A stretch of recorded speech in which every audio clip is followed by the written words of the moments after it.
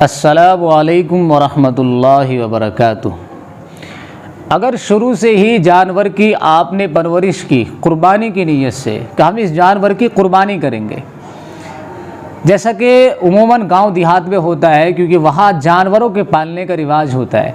گھر میں جانور کی پیدائش ہوئی، بکرا پیدا ہوا تو بکرے کو نامزد کر دیتے ہیں کہ اس کی قربانی ہم کریں گے۔ اب اس کی پرورش کی جاتی ہے، اس کا اچھا خیال رکھا جاتا ہے، کھانے پینے کا بہتر انتظام ہوتا ہے۔ اب وہ اچھا خاصا موٹا تازہ ہو جاتا ہے، فربا جسم والا ہو جاتا ہے۔ لیکن ہوتا یہ ہے کہ آدمی کے حالات تبدیل ہوتے ہیں، پریشان ہوتے ہیں۔ اب وہ بیچارہ پریشانی کے عالم میں ہے، اب اس کو پیسے کی ضرورت ہے۔ تو بہت سارے لوگ یہ مسئلہ بیان کرتے ہیں، کئی مرتبہ میرے سامنے یہ مسئلہ آیا، کبھی ایسی صورت میں ہمارے لیے یہ جانور جو ہم نے قربانی کی نیت سے پالا ہے، پرورش کی ہے، کیا اس جانور کو قربان کرنا ہمارے لیے ضروری ہے، یا ہم اس جانور کو بیچ کر کے اس سے کم قیمت والا، یا اسی طریقے سے بکرا مثال کے طور پر پالا ہے تو بکرے کو بیچ کر کے ہم اس کی جگہ کسی بڑے جانور میں حصہ لے سکتے ہیں قربانی کا، یا نہیں لے سکتے؟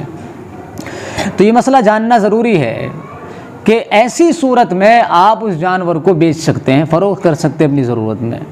ایسا نہیں ہے کہ ہم نے جو جانور قربانی کی نیت سے بچپن سے پالا ہے تو وہ قربانی کے لیے لازم ہو گیا ہے کہ اس کو قربان کرنا ہی ضروری ہے، ایسا نہیں ہے۔